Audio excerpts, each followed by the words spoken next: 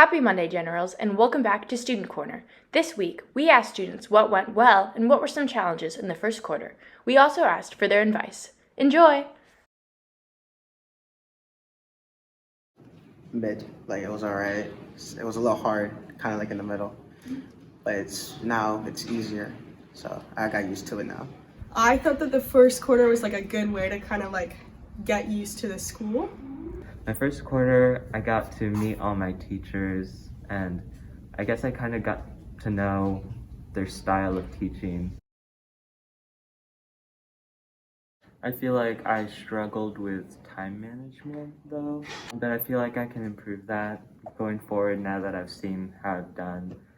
Like my third period class is fourth floor of the annex, and then my GP is fourth floor of the main building. I was late a lot. Take any extra credit ever. Yeah. Do all of it. Get yourself prepared so that your senior year is easier. Oh, start college apps in the summer. Stay focused, listen to your teachers, that's about it. My advice is ask questions to your teachers. Keep in touch with your work. Get work done.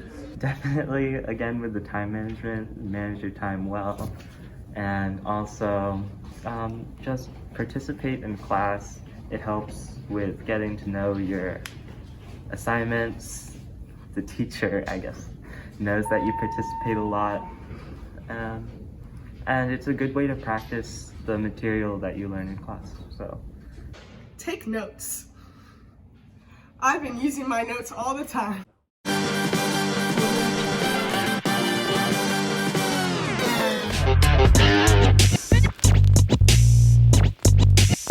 Audio Jungle.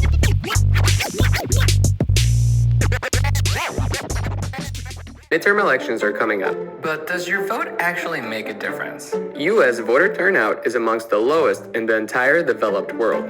And it might be because we feel like our individual vote won't make a difference in the mass of votes. Like one Skittle won't make a difference in a jar of hundreds. But it's time we stop horsing around and we get to voting, because democracy, it's pretty important. You might think one vote will make a difference, but if you and the person next to you feel the same way, then that creates a domino effect that could lead to the loss of a bunch of votes. Plus, who says a few votes can't make a difference? Check this out. In 2000, George W. Bush won Florida by only 537 votes. About 6 million votes were cast in Florida, which means that he won by only 0.009%. And this gave him the presidency. In 1839, Marcus Morden became the governor of Massachusetts thanks to one vote. So out of this pool of ducks, this one dude made history. I know it feels like our votes are microscopic, but so was that bacteria that caused the Black Plague and that killed about 25 million people. So small things can have a big impact.